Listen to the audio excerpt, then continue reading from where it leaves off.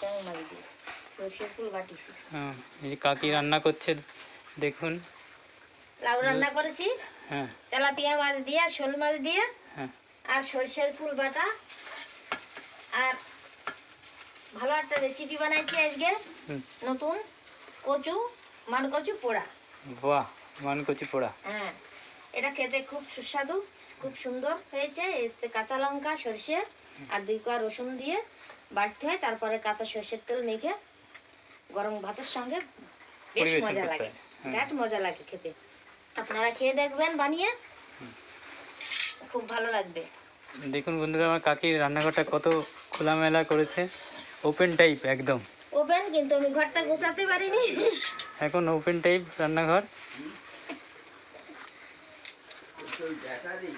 হ্যাঁ,